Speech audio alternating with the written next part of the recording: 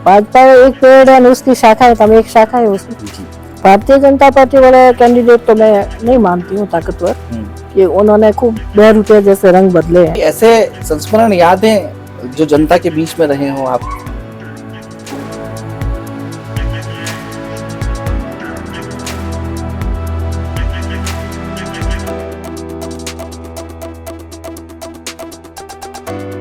मन की बात मनुराव के साथ। मेवाड़ की सियासत के सबसे बड़े केंद्र बिंदु वल्लभनगर इलाके में हम अभी हैं और भाभीसा से मिलने के बाद हम आए हैं रानीसा के पास में। जनता जनार्दन का मन क्या कहता है वह तो 25 नवंबर को पता चलेगा, लेकिन हमारी मुहिम यही है कि हम हर प्रत्याशी से आपको मिलवाएं और ताकि आपको चयन करने में थोड़ी सुविधा हो। मतदान जरूर करना है। हमारे साथ में रानीसा है। रानीसा, बहुत बहुत स्वागत है आपका उदयपुर न्यूज में। लंबे समय से आप चुनाव को देखती आई हैं, संघर्षों से भरा ये समय रहा है, क्या कहेंगी? और अब आप मैदान में हैं। जी, मैं तो यही कहूँगी कि मुझे तो विश्वास है कि हम लोग जीतेंगे यहाँ पे पार्टी का, और हम लोगों ने काम करा है। मेरे हस्बैंड के साथ 93 से मैं काम कर रही हूँ और 30 साल करीब हो गए। वो फील्ड वर्क पूरा मैंने करा, लोग मेरे को सब जानते हैं। और अभी जनसंवाद यात्रा हमने निकाली थी, हर गांव हम लोग गए और टानी टानी गांव गए। तो जो लोगों की समस्या है वो हमने लिखी है। जी। मेन समस्या जो पानी की है और रोड्स की है, लाइट्स की है, ये सब हम लोग सॉल्व करेंगे। जी, भाजपा में भी आप बड़े पदों पर रही हैं। जी, उस वहाँ का अनुभव और अभी आप जनता सेना से हैं, क्या कहेंगे आप? सेम चीज़ है। जी। भाजपा एक पेड़ है उसकी शाखा है, तो हम एक शाखा है उसकी। जी। मानसिकता हमारी वही है, विचारधारा हमारी वही है। अंत तक आप इंतजार करते रहे आपकी पार्टी भाजपा में शामिल कर लेंगे। तब महारानी जी का और किस तरह से बातें होती थी आपकी? मैडम से मेरी कोई बात नहीं हुई। जी। मैडम ने वहाँ ऊपर बात रखी, हमको पता चला। जी। पर हमको पूरा भरोसा था ना, खुद के घर कौन नहीं जाना चाहेगा। हम लोग भी चाह रहे थे हम हमारे घर जाए, हमारे कार्यकर्ता भी चाह रहे थे कि हमारे घर जाए हम। जी। पर किसी के कारण हम लोग नहीं जा पाए। ठीक है, जनता से नहीं घर है। जी, आपके सामने भारतीय जनता पार्टी से भी बड़े उम्मीदवार ताकतवर कहते हैं। जी। जी, तो क्या कहेंगी आप? भारतीय जनता पार्टी वाला कैंडिडेट तो मैं नहीं मानती हूँ ताकतवर, कि उन्होंने खूब 2 रुपये जैसे रंग बदले हैं। तो वो तो लोग भी विश्वास नहीं करेगी उन पे। जी।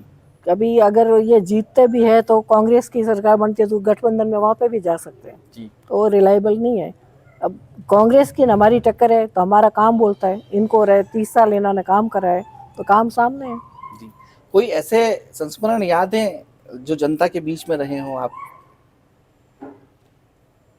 किस टाइप के? जब महाराज साहब चुनाव जीते हैं उस समय किस तरह से लोग आते थे, किस तरह से काम होता था, कोई ऐसे संस्मरण? बिल्कुल, लोगों का काम तो बिल्कुल सब, हर चीज़ के हर कदम कदम पे सबके बहुत सारे जितने बोले इतने कम है। बहुत सारी मेमोरीज है हमारी। जी। जी। पर अभी हम लोग जैसे जनसंवाद यात्रा में गए थे तो वो थोड़े बहुत मतलब पेनफुल था। मैंने देखा था कि दोनों भाई बहन हैं, उनके माँ बाप मर गए और घर नहीं है रहने का। जी। तो एक पेड़ के नीचे रहते हैं। तो अब फिर हम लोग गए तो रोने लगे कि हमारा घर नहीं, आवास का आप करो। तो आवास तो अभी कांग्रेस सरकार ने बंद कर रखा। फिर हम लोगों ने प्रधान जी को बोल के हमने अरेंजमेंट करवाया कि आपका आवास हम लोग कर देंगे। ऐसा 3-4 केसेस और है बहुत सारे। महिला उत्थान की अगर बात करें वल्लभनगर की महिलाओं की, तो आपके मन में विजन क्या है?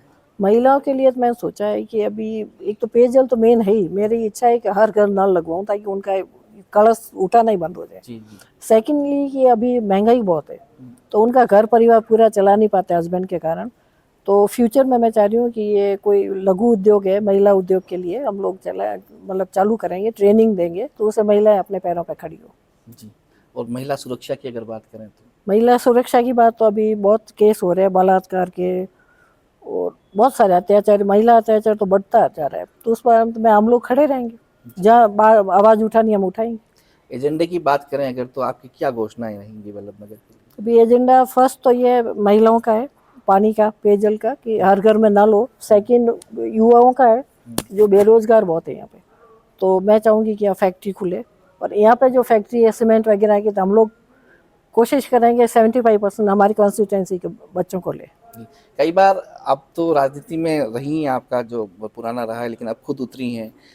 होता है सपनों का विधानसभा क्षेत्र कैसा होना चाहिए, तो आपके सपनों का विधानसभा क्षेत्र मेरा सपना ये है कि लोग मतलब मेरे मरने के बाद भी लोग याद करें कि ऐसे काम होना चाहिए। कोई काम की कमी रखना ही नहीं चाहती। जी। मतदाताओं से क्या कहना चाहती हैं वल्लभ नगर की जनता? मतदाताओं से तो कहना चाहती हूँ कि आप लोगों के सामने 3 कैंडिडेट है और आप लोगों को सोचना है कि कौन कैपेबल है कौन नहीं है। और मैं मेरी अपील करूँगी कि 25 तारीख को बैट पे वोट देके ज़्यादा से ज़्यादा वोटिंग कराए और जीताए। तो ये थे रानीसा दीपेंद्र कुंवर जो चुनावी मैदान में उतरे हैं। हम अभी भी आपसे कह रहे हैं कि 8 प्रत्याशी वल्लभ नगर में है। 25 तारीख का दिन आपको याद रखना है और मतदान करने जरूर जाना है। 25 तारीख का आपका मतदान ही बताएगा कि 3 दिसंबर को आपके दिलों पर राज कौन करता है। नमस्कार।